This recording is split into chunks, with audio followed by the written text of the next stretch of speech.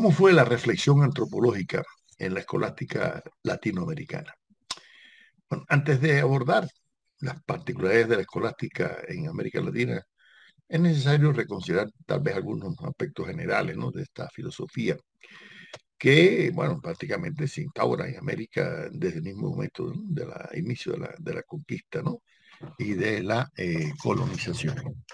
Eso da lugar a que tengamos que tomar en cuenta algunas características, ¿no?, generales de la escolástica que son propias a toda la escolástica. En primer lugar, recuerden que esta es una filosofía cuyo objetivo fundamental es fundamentar racionalmente la fe cristiana, ¿no? Y por lo tanto, su basamento no es el ser humano, su objeto de atención básico no es el ser humano, al contrario, es la fe religiosa, ¿no? Entonces, esa característica hace que esta filosofía tenga, ¿no?, una serie de características un poco dogmáticas, ¿no? Porque subordina, ¿no?, la razón a la fe, ¿no? Y esto da lugar a que, digamos, la creatividad que es propia de la filosofía quede menguada, quede muy, ¿no?, muy limitada, ¿no? Esto dio lugar a que la característica básica fuera que fuera una filosofía algo monolítica, ¿no? Es decir, no que proliferara la diversidad, la creatividad, ¿no? ¿No? Al contrario, más bien era el magister dixi, como se decía, ¿no? El maestro dice y hay que escuchar la pasividad, ¿no?, en este caso, de los alumni, los alumnos que solamente recibían la luz, en este caso del profesor, en este caso del sacerdote, ¿no? Además, es una filosofía desarrollada fundamentalmente por sacerdotes, lo mismo en Europa que en América, ¿no? Pero hay una cosa que hay que tomar en cuenta. La escolástica que se desarrolla en España y Portugal es una escolástica contrarreformista abiertamente, ¿sabes?, frente, ¿no?, a las teorías de Lutero, de Calvino, que se desarrollaba en Alemania y en Francia. Y esa es la escolástica que va a llegar, ¿no?, a América, ¿no? O sea, no va a llegar una escolástica muy renovada por las reformas, ¿no?, luteranas o protestantes, no. Es una escolástica extremadamente ortodoxa, ¿no? Entonces, yo creo que eso es el hecho de que en América se desarrollara una escolástica cuya preocupación central fuera el tema de la condición humana de los aborígenes, primero, ya eso le dio una particularidad muy especial. Ya lo vimos en el video anterior, ¿no?, cómo realmente el tema de si eran humanos o no humanos, ¿no?, los aborígenes americanos, es un tema prácticamente central, ¿no? Por eso, Isabel Monal, nuestra profesora de la Universidad de La Habana, eh, sostiene en su magnífica historia de las ideas filosóficas en América Latina, y cito, el pensamiento filosófico que llega a América se corresponde más bien con el de la alta escolástica, que incluso ya había entrado en crisis, ¿no? España, aunque renuente a emprender transformaciones, se vio precisada a través de su contrarreforma a encauzar las nuevas inquietudes renacentistas por caminos moderados, hasta fin de la cita. ¿Qué quiere decir? Claro,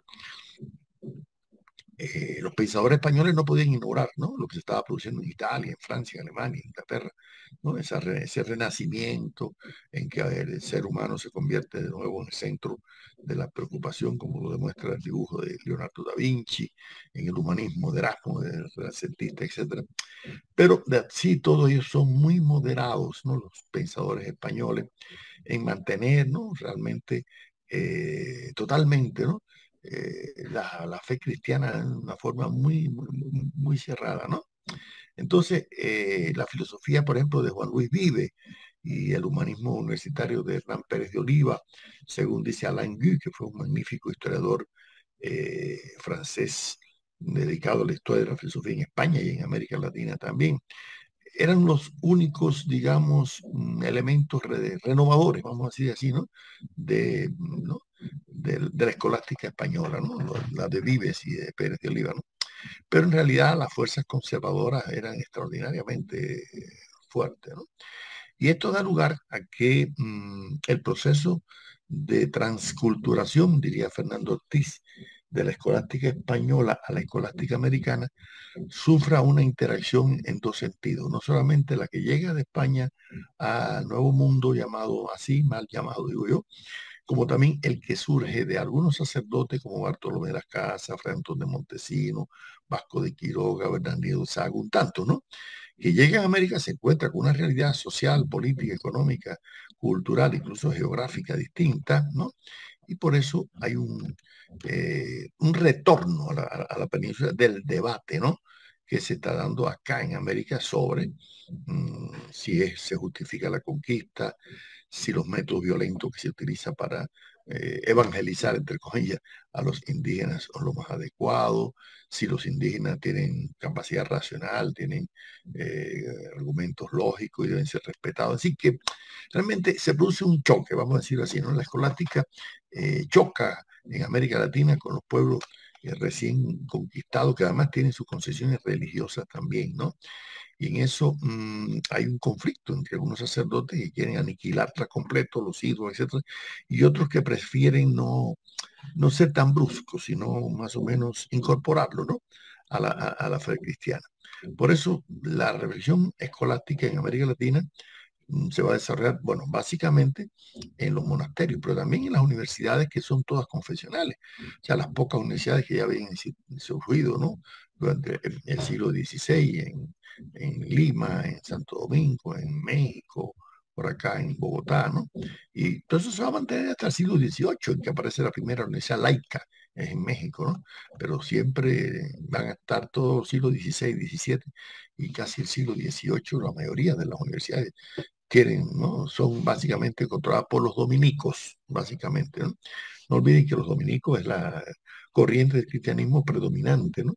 Luego vendrían los jesuitas, pero los jesuitas fueron expulsados, ¿no? Por allá por 1767, además nunca tuvieron esa fuerza en las universidades, ¿no? No tenían en aquellas misiones, etcétera. También los franciscanos empezaron también a tomar fuerza, ¿no? En algunas universidades. Y así, en realidad, se fue permeando, ¿no? En algunos casos. Pero lo que no cabe la menor duda, como dice Mauricio Bechot, que es un estudioso de la escolástica latinoamericana, de ciertas, como él dice, pigmentaciones humanistas, ¿no? ¿No? Entonces, que tiene la filosofía escolástica latinoamericana. Según Mauricio, cito, en el siglo XVI la escolástica española era más humanista que la alemana y en el siglo XVIII la escolástica francesa era más modernista que la española. Y por lo general la escolástica iberoamericana era más cercana a la española que a las de otros países. Y claro, la dependencia, en este caso, de los pensadores latinoamericanos con la cultura española o iberoamericana, portuguesa también es importante. Ahora, el primer problema que preocupa a estos sacerdotes, ¿no? Y también algunos funcionarios de la metrópoli, no solamente era ese de que hemos visto, ¿no? De si eran humanos o no humanos, ¿no? Los aborígenes, ¿no? Y si se le debía cómo llevar, ¿no? El evangelio cristiano, ¿no? En este caso, ¿no? Y eso da lugar también a que la escolástica latinoamericana salve algunos escollos de ontologicismo abstracto y de carga metafísica, que era más común a la escolástica europea, ¿no? La escolástica latinoamericana es más terrenal, está metida más en los temas de la servidumbre, la esclavitud, ¿no? De los indígenas o de los negros africanos también después, ¿no? O sea, tienen debates muy concretos sobre la situación social, política, económica, ¿no? Y esas inquietudes respecto a considerar como individuos humanos o personas, ¿no? A los aborígenes, va a tener una repercusión universal, ¿no? No solamente para España y Portugal, no, para Europa en general, para el Asia, porque es un debate, ¿no? Interesante, ¿no? Y así muchos filósofos, sacerdotes o sacerdotes filósofos, van a contribuir enriqueciendo el acervo antropológico, ¿no? De la filosofía moderna naciente, ¿no? Claro, en América era difícil que comenzaran tempranamente transformaciones burguesas, ¿no? Aunque se incorpora lógicamente a la naciente modernidad, ¿no? Y al capitalismo que están haciendo, pero no con el mismo ímpetu que se da en Inglaterra, que se da, ¿no? En Francia, ¿no? Y por eso, ¿qué pasa? Que en esta filosofía latinoamericana temprana, ¿no? El humanismo va a existir, y va a ser consustancial, yo pienso, ¿no? A la reflexión filosófica siempre en América Latina, va a estar presente desde el primer momento, ¿no? De la conquista. Y eso lo podemos ver simplemente en un sermón que da en 1511 un sacerdote dominico, Fray Antón de Montes, ¿sí? ¿No? En República hoy Dominicana, la isla española, ¿no? En ese sermón, escuchen lo que él planteó. Cito: ¿con qué derechos y con qué justicia tenéis en tan cruel y horrible servidumbre a aquestos indios? ¿Con qué autoridad habéis hecho detestables guerras a estas gentes que estaban en sus tierras mansas y pacíficas, donde tantas infinitas de ellas con muertes y estragos nunca oídos habéis consumido? ¿Cómo los tenéis tan opresos, fatigados, sin dalles de comer ni cuidarlos en sus enfermedades, que de los excesivos trabajos que les dais incurren y se os mueren, y por mejor decir, los matáis por sacar y adquirir oro cada día? ¿Y qué cuidado tenéis de que los doctrinen y conozcan a su Dios y Creador, sean bautizados, oigan misa, guarden las fiestas y domingos? ¿Esto acaso no son hombres? ¿No tenéis ánimas racionales? Fin de la cita. Ustedes comprenderán que ese párrafo de ese sermón era, vamos a decir, demasiado revolucionario para aquella época. Y por eso Antón de Montesino, igual que la casa, fue muy reprimido, ¿no? Esto era con una crítica abierta, ¿no? Y una crítica abierta a aquellos funcionarios de la monarquía como Ginés de Sepúlveda, que justificaba, ¿no? La explotación despiadada de los indios, ¿no? Y que fueran evangelizados prácticamente a la fuerza. Otro de los pensadores, filósofos, sacerdote, Bartolomé de las Casas, para quien él pensaba que el indio era un ser humano bueno, trabajador, amable, solidario, así lo presentaba, ¿no? Y eso, ¿no? Y por eso las Casas criticaba abiertamente los crímenes que cometían los españoles. Decía él que al asesinar o maltratar o torturar a los indígenas, lo estaban haciendo al propio Dios. Escuchen esto, una cita de la casa, dice: yo dejo en las Indias a Jesucristo nuestro Dios azotándolo y afligiéndolo y abofeteándolo y crucificándolo, no una sino millares de veces, cuanto es de parte de los españoles que asuelan y destruyen a aquellas gentes y les quitan el espacio de su conversión y penitencia, quitándoles la vida antes de tiempo, y así mueren sin fe y sin sacramentos. Fin de la cita. ¿Ven? Una denuncia del padre de la casa muy fuerte, muy violenta, muy de crítica, ¿no es así? ¿Mm? A todas las prácticas de evangelización forzosa, pero además de esclavitud y de servidumbre, ¿no? Y eso ese dio lugar a que muchos sacerdotes realmente se hayan enfrentado, ¿no? A muchos, ¿no? Por ejemplo, Fray Ortiz de Berlanga, aquí, aquel sacerdote que ayer en otro video yo anterior decía que se había avergonzado de que le leyeran en latín o en castellano los llamados requerimientos a los indios taironas aquí de las costas de Colombia, y que si no aceptaban ese requerimiento del único Dios, ¿no? Pues eran esclavizados. Y él sintió tanta vergüenza que se quedó en el barco y no quiso escuchar, ¿no? Aquellas lecturas, ¿no? ¿No? Y Berlanga dio una denuncia al rey, ¿no? Y dice, cito: y si los dichos indios hicieran por donde deban ser castigados, como viere que es servicio de Dios y de su majestad, que todavía sean obligados a tratarlos como hombres naturales, nuestros prójimos y vasallos del emperador, en cuyo nombre se aprovechan de ellos. Fin de la cita. Aquí hay una cosa interesante, ¿no? Y es que la crítica que hacen estos sacerdotes a las torturas, al hecho de echarle perros muy violentos, ¿no? Realmente dio lugar a que en España se dieron los debates, por ejemplo, de Salamanca y de Alcalá de Henares, donde Francisco de Vitoria, este jurisconsulto, ya llegó a plantear que aunque tal vez se justificaba, ¿no? La conquista de los españoles, ¿no? Pero tenían que utilizar otros métodos, ¿no? y no podían realmente denigrar de la condición de personas, ¿no? De los indígenas, y por eso introdujo el tema de los derechos humanos de estos indígenas y de la conveniencia para España de reconocer eso, además que para que fueran súbditos, y claro, dieran tributo, ¿no? En este caso, al rey. De manera que ese debate se llevó a toda Europa. Miguel de Montaigne, por ejemplo, en Francia, Tomás Moro en Inglaterra, Tomás Campanella en Italia, Voltaire incluso también siglos después volvería a tomar el tema, ¿no? O sea que muchos pensadores europeos vieron el tema de la conquista y colonización de América como un tema que les atañía, ¿no? Y por eso yo diría que el pensamiento filosófico americano que se va dando en el siglo XVI, primero no se limitó al punto filosófico y religioso, ¿no? Sino que prácticamente se metió en temas socioeconómicos, en temas políticos, en temas, ¿no? De otra naturaleza. Y lógicamente eso influyó en la perspectiva antropológica que va a tener la ética, ¿no? Escolástica latinoamericana.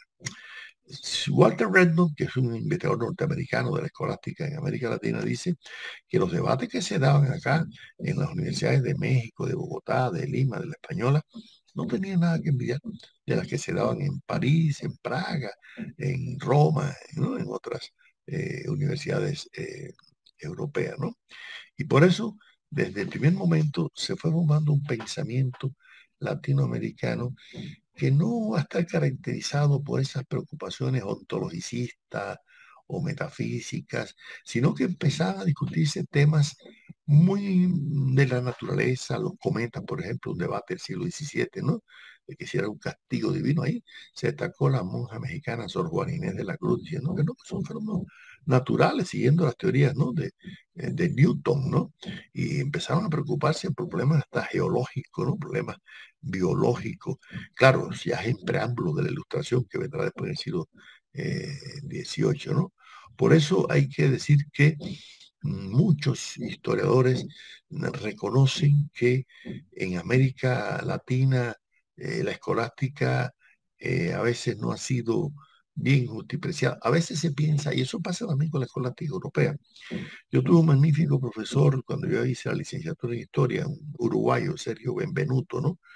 Que nos demostró, tiene un libro magnífico publicado en Cuba sobre la historia de la Edad Media, que en la Edad Media no todo fue oscuridad, no todo fue prácticamente, no como se piensa, dogmatismo, no, hubo avances tecnológicos, desarrollos en la agricultura, molinos de viento, los relojes aparecieron, desarrollo de los collares de los caballos para arar la tierra, los cultivos en barbecho, infinidad de descubrimientos científicos y tecnológicos, y hubo también avances en el pensamiento, incluso en el seno de la escolástica, ¿no?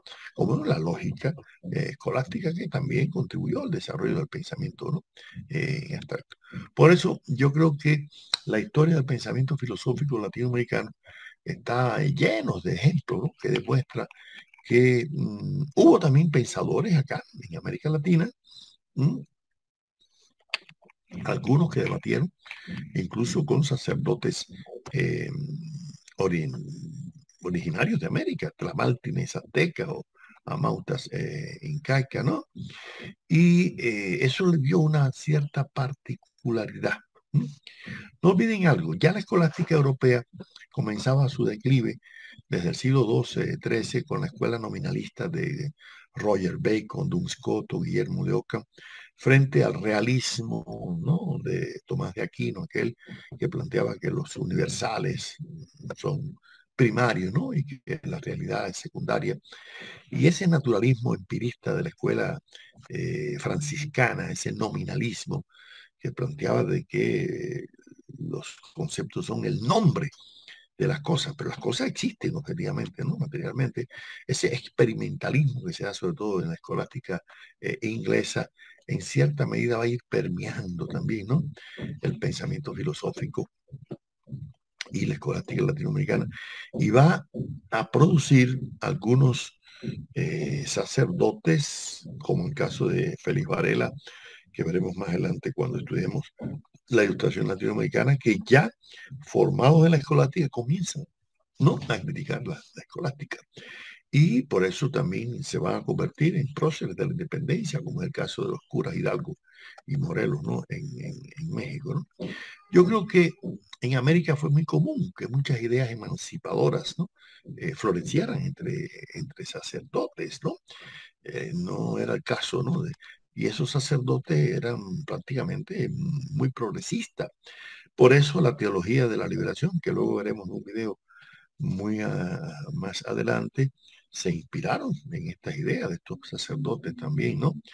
Que veían en el cristianismo primitivo algo que podría, ¿no? Revivir, ¿no? El humanismo, ¿no? Y hay que detenerse en algunas manifestaciones de estos pensadores para ver la profundidad teórica, filosófica, ¿no? De muchos de ellos, porque realmente algunos profundizaron en temas de una trascendencia, ¿no? Extraordinaria, ¿no? Y eso es un fenómeno que se va a ver en toda América, sobre todo en la confrontación entre el monoteísmo cristiano y el politeísmo de la mayor parte de las culturas eh, amerindias, sobre todo aztecas y incas, aunque, como se ha dicho, ya los sacerdotes de estas dos culturas, las más desarrolladas que había, comenzaban ya a elaborar ideas, ¿no? Un poco más monoteístas, ¿no? De ir a buscar un solo Dios, ¿no? Y por esa razón es que esta entrada tan particular de España en la modernidad con determinado retraso, y además, como decía Leopoldo Sea, este filósofo mexicano, España se propuso cristianizar la modernidad y no modernizar el cristianismo, fin de la cita, ¿no? Entonces imagínense, no es lo mismo cristianizar la modernidad que modernizar el cristianismo, ¿no? Y eso se va a ver. Y por eso España va a quedar al margen de la cultura moderna, occidental, durante mucho tiempo, ¿no?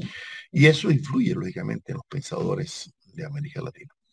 En América Latina surgen algunos filósofos, por ejemplo, Fray Alonso de la Veracruz, que fue el primer filósofo nacido y formado en España, pero que se establecieron en América, allá en el lago de Cuitzeo, cerca de Morelia, allá en Michoacán, ¿no?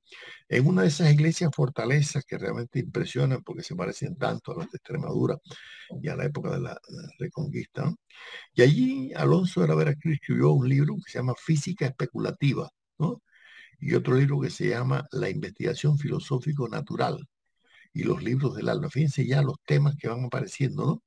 En aquellos primeros filósofos escolásticos, ya, aunque nacidos en España, llegaron muy temprano acá y se instalaron acá y se convirtieron en portavoces, ¿no? De las ideas filosóficas más avanzadas, ¿no? Ahí ya en Alonso de la Veracruz uno ve la proyección humanista de identificación primero con los indígenas michoacanos, pero sobre todo también con esa visión antropológica, ¿no? Que le quiere dar eh, a la escolástica, ¿no? Y eso lo vamos a encontrar también en José de Acosta, un jesuita español que llega a Lima y escribe una historia natural y moral de las Indias, donde destaca, ¿no? El desarrollo del mundo incaico, ¿no? Y eso nos demuestra cómo había un reconocimiento por parte de estos cronistas, ¿no?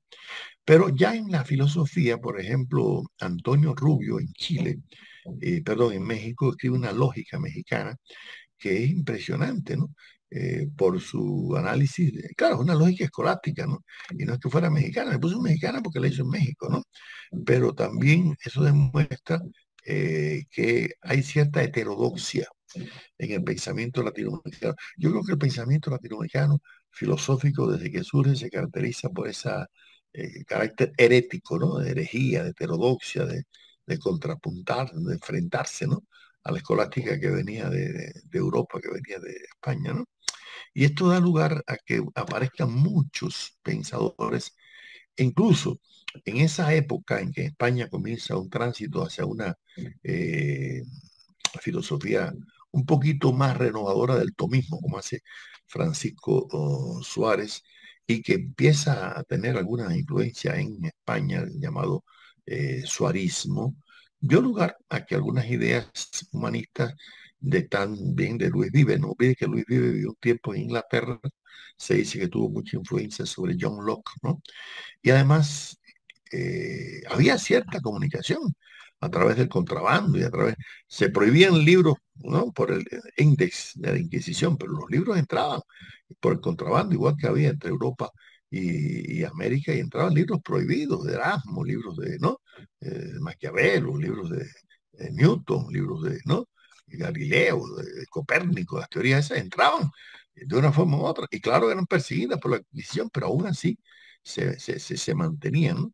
Entonces, muchos de estos filósofos, por ejemplo, Francisco Cervantes de Salazar, que se dice que es el primer doctor en filosofía que se graduó en México, o sea, en 1560, ya quiere decir que se empezaban a formar filósofos, ¿no?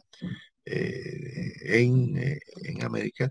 Y Cervantes de Salazar se mete a estudiar no solamente los griegos y los temas tradicionales de la escolástica, sino empieza a estudiar los primeros síntomas de buscar una cultura de América que pueda aportar a la cultura universal, ¿no? Y en ese virreinato de la Nueva España ya aparecen filósofos muy arraigados, ¿no? En la terrenalidad mexicana o peruana, ¿no? Y yo creo que también es interesante cómo estos primeros escolásticos se preocupan mucho por los temas éticos y estéticos, ¿no? Aparte de otros temas metafísicos que eran muy comunes, ¿no? Pero no tanto. Y además que utilizan más argumentos racionales, ¿no? Filosóficos y no teológicos, ¿no? Propiamente dicho, ¿no?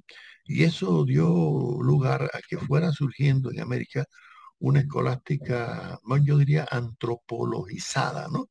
Con más preocupación por los temas del ser humano, ¿no?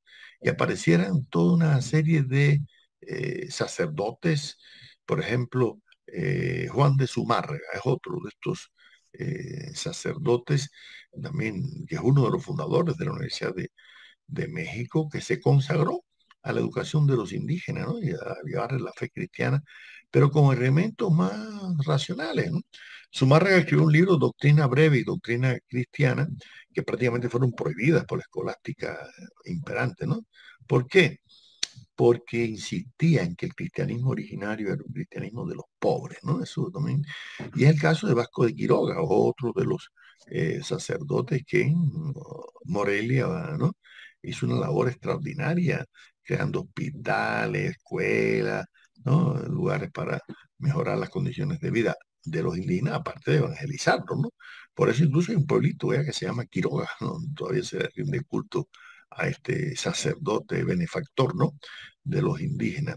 Y ahí él destacaba cómo los indígenas tenían una bondad natural, una limpieza del alma, que había que aprovecharla para el cristianismo, decía él, ¿no? Entonces, se dice que Vasco de Quiroga fue uno de los primeros utopistas prácticos, ¿no? Porque trató de realizar, ¿no? Una especie de utopía cristiana. Lo que sí, no cabe duda que Vasco de Quiroga es uno de los primeros humanistas al estilo renacentista que se da, ¿no? En América Latina, ¿no? Y así fueron surgiendo otros marroquíes en Guatemala, que también lo mencionamos en el video anterior, y otros que empiezan a preocuparse por temas ya más especulativos, como el caso del chileno Alfonso de Briceño, que desarrolló toda una teoría de la aceidad, como le llamó, ¿no? Como una especie de, yo diría, premonición del existencialismo, que después aparece en el siglo XIX, siglo XX, ¿no? ¿Mm? Al considerar que la personalidad del individuo concreto es un ser histórico, ¿no? Y que debe ser estudiado. Entonces hay una renovación dentro de la escolástica con temas que no eran muy comunes en la escolástica europea. Por ejemplo, Briceño se mete en temas muy ontológicos también, pero siempre pensando en el individuo concreto, ¿no? Con un voluntarismo que lo lleva a separar la filosofía de la teología, y eso era peligroso. En esa época una separación no era muy bien vista por la iglesia, ¿no? Porque la iglesia quería mantener, obviamente, ¿no? Su dominio, ¿no? Sobre la preocupación religiosa.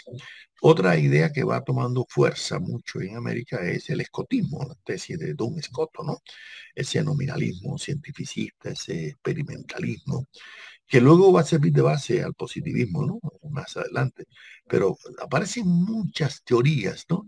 Que dan idea de que desde el siglo XVI, y esto se puede ver también en el Inca Garcilaso de la Vega cuando desarrolla ideas utopistas, ¿no? Que luego sirvieron a muchos ilustrados, ¿no? O Parra Quiroga, otros de estos que también fructificaron esas ideas sobre los principios éticos, ¿no? Que predominaban en el mundo incaico, ¿no? Yo creo que además, aunque hubo también algunas expresiones de misticismo que ya se daba en el caso de España, en América también, tanto en San Juan de la Cruz, en Santa Teresa de Jesús, Juan de Ávila, Luz de Granada, esos eran los exponentes de ese misticismo español, tuvieron también una repercusión en el misticismo, ¿no? De América Latina, pero con otras características, porque por ejemplo en el caso de Sor Juana Inés de la Cruz, que es una magnífica poetisa, ¿no? Yo siempre invito a mis estudiantes a que vean la película Yo, la peor de todas, que es la biografía de Sor Juana escrita por Octavio Paz, que es impresionante, con esa monja hasta se cortó el pelo para poder debatir sobre los cometas, con Sigüenza y Góngora, que desarrolló ideas extraordinariamente avanzadas en el siglo el 17 sobre temas científicos y filosóficos. Ya demuestra el papel de la mujer también, ¿no? En la construcción del pensamiento, ¿no? Filosófico latinoamericano, ¿no? Y debates sobre temas de condición innata de la religiosidad, ¿no? Esas son cosas que aparecían ya, ¿no? Igual que Sigüenza y Góngora, que también es un jesuita mexicano que, aunque se mantuvo dentro de la escolástica, ya en él avisora una filosofía moderna, ¿no es así? Y ya sus ideas y sus estudios con argumentos lógicos demostraban una emancipación en cierta medida de la escolástica, ¿no? O sea, no podemos pensar que es que la ilustración parte de cero, ¿no? Ya en el seno de la propia escolástica antropologizada del siglo XVII, en varios países, sobre todo en México, en Perú, ¿no? Acá en Colombia, en Cuba también, ya hay gérmenes, ¿no? De un pensamiento más emancipador. Y ya las ideas de Copérnico, de Galileo, de Newton, ¿no? Empiezan a tener un mayor reconocimiento y preparan el advenimiento de una filosofía que Isabel Moral ha llamado reformismo electivo, o sea, un reformismo que va poco a poco llevando a propiciar el pensamiento ilustrado. Bueno, yo creo que en conclusión podemos decir que toda la escolástica latinoamericana nos conduce a pensar que primero se correspondía ideológicamente con la situación socioeconómica y cultural de la conquista y de la dominación colonial, ¿no? En que el tema de la servidumbre de los indígenas, la esclavitud de los negros, la explotación del trabajo en general, era un tema a debatir en el seno de la escolástica, ¿no? Y no es menos cierto que hubo posturas limitadas, dogmáticas, teocéntricas, pero también no es menos cierto que hubo sacerdotes como las casas Antón Montesinos, etcétera, que asumieron posturas muy avanzadas en el plano del pensamiento humanista, en el pensamiento desalienador, enfrentarse a esa forma de enajenación que es el poder colonial metropolitano, pero también de la hegemonía de los encomenderos, ¿no? Yo creo que a veces los argumentos que prevalecieron en la escolástica latinoamericana a veces fueron más terrenales que celestiales, ¿no? Y tratando de fundamentar la racionalidad de los indígenas, la justificación de la evangelización, si eran sencillamente seres humanos y que además que producían y que tenían una riqueza extraordinaria. Todos esos debates demostraban la estima que tenían esos primeros, vamos a llamarles sacerdotes filósofos, ¿no? A estos pensadores. Y allí la cuestión ética adquiriría una importancia extraordinaria, ¿no? Los temas del libre albedrío, la voluntad humana y divina, la perfección del alma, la razón del pecado, el alma y el cuerpo, la salvación, todo eso eran temas escolásticos, muy bien, pero también los temas del protagonismo de la razón, de la capacidad de la ciencia, ¿no? Y por eso, ya como la ciencia comenzaba un proceso de ímpetu de la filosofía moderna, ¿no? De reconocimiento de los avances de la ciencia, podemos decir que aunque la mayoría de las obras escolásticas latinoamericanas eran didácticas, estaban concebidas para la docencia, para enseñar la doctrina cristiana. Sin embargo, muchas de ellas, en el caso de muchos de estos sacerdotes, filósofos, vamos a decirlo así, ¿no? Americanos, ya aparecía una independencia de pensamiento, originalidad, autenticidad, flexibilidad. Y yo creo que en cierta medida le prepararon el terreno, ¿no? Al pensamiento humanista de la Ilustración latinoamericana que vamos a ver en el próximo video.